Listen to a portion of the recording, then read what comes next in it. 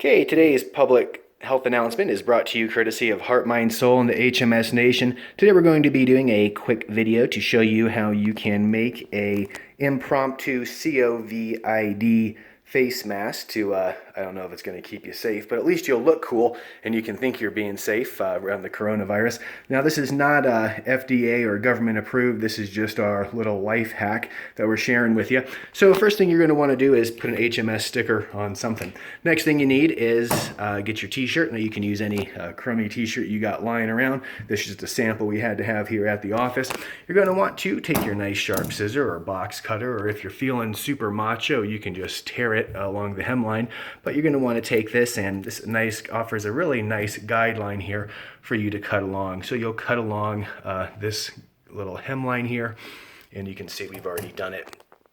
And this will be what be an example of what you're left over with. You've got your little t-shirt sleeve here.